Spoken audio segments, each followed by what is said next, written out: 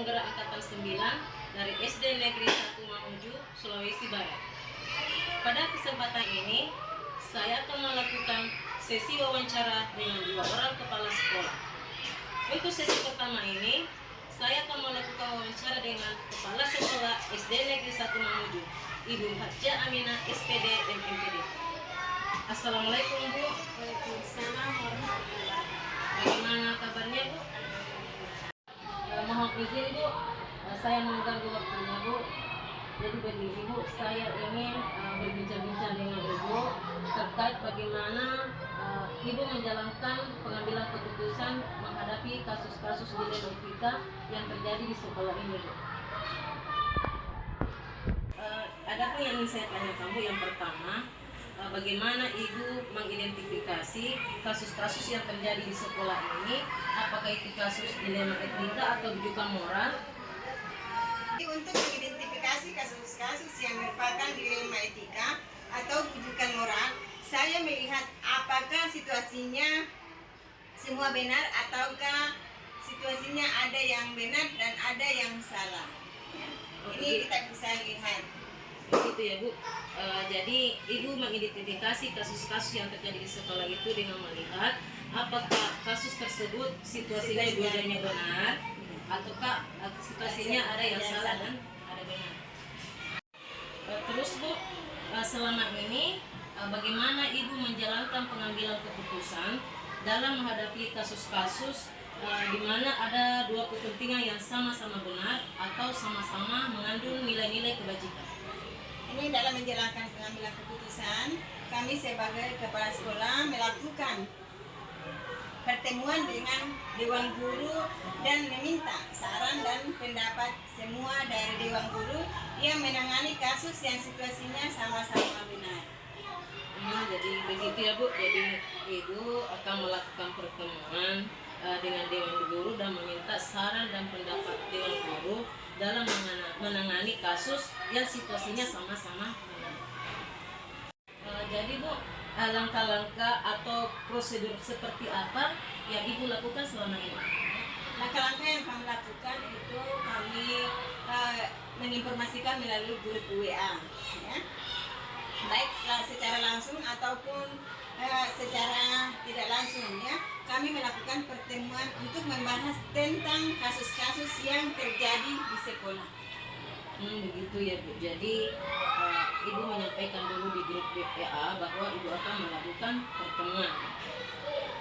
Terus Bu, hal-hal apa saja yang Ibu anggap selama ini efektif dalam pengambilan keputusan pada kasus-kasus dilema etika? Kita harus menjalin komunikasi yang baik antara guru, siswa, dan orang tua siswa. Kalau yang bermasalah adalah teman guru, maka kami membicarakan permasalahan tersebut secara terbuka dengan guru yang bersangkutan dan mencari solusi bagaimana bersama-sama untuk kalau ada yang bermasalah adalah murid atau siswa, maka kami membicarakan bersama permasalahan ini baik dengan murid maupun guru maupun dengan orang tuanya dan menyelesaikan permasalahan ini dengan pertimbangan nilai-nilai kebajikan.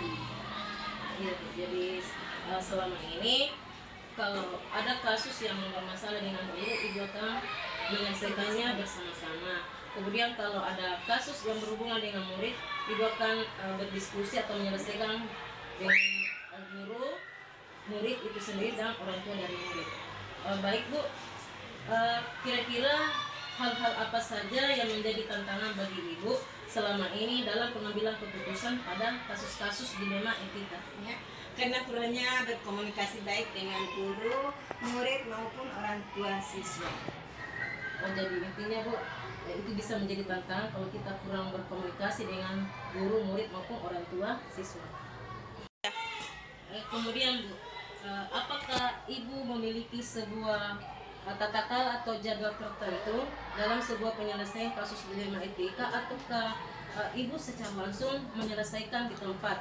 Bagaimana itu bentuknya atau prosedur apa yang Ibu jalankan? Kadang apabila ada masalah seperti ini, kadang kegiatan permasalahan itu yang terjadi langsung kami tangani bersama atau mengatasinya di sekolah, yaitu mencari solusi yang terbaik, ya.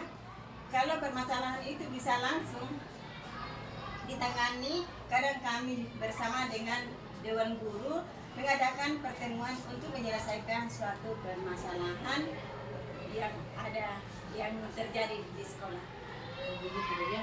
Jadi kalau umpamanya itu bisa diselesaikan di tempat atau diselesaikan di tempat. Tetapi kalau itu membutuhkan semacam suatu pertemuan, kita akan melakukan dulu pertemuan untuk membahas masalah yang terjadi di sekolah.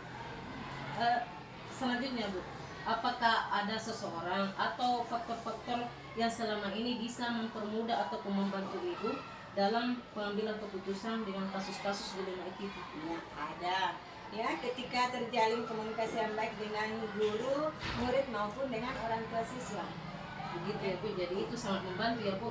Ketika ada kasus ataupun masalah, kita harus menjalin komunikasi yang baik dengan guru, murid ataupun orang tua siswa.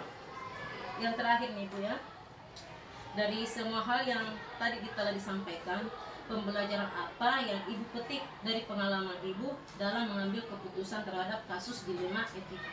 Dalam pengambilan keputusan ini, kita harus melihat kepentingan bersama dan mempertimbangkan nilai-nilai kebijakan yang ada. Begitu ya Bu, jadi tentu saja kalau kita mau mengambil keputusan, kita harus mempertimbangkan kepentingan bersama dan mempertimbangkan nilai-nilai kebajikan. Saya kira cukup Bu bincang-bincang kita hari ini. Terima kasih atas waktunya Ibu. Mudah-mudahan dari kegiatan ini, dari kegiatan bagaimana pengambilan keputusan Ibu selama ini bisa menangani kasus-kasus yang terjadi di sekolah ini dan otomatis bisa mendukung mutu pendidikan yang ada di sekolah kita ini.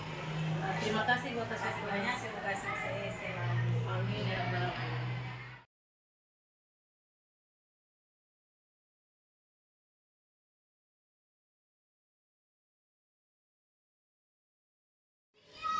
Assalamualaikum warahmatullahi wabarakatuh. Kembali lagi bersama dengan saya Parwanti, calon guru penggerak angkatan 9 dari SD Negeri 1 Mamuju, Sulawesi Barat.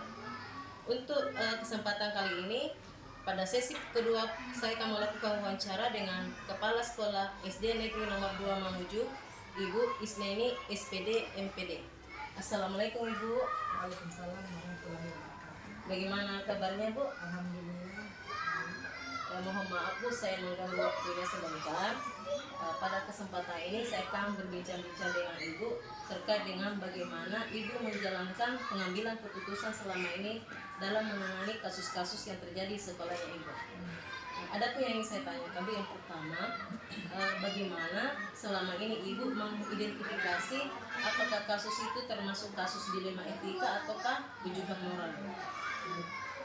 Untuk mengidentifikasi kasus-kasus tersebut, tentunya saya harus mengamati atau memahami kasus-kasus tersebut.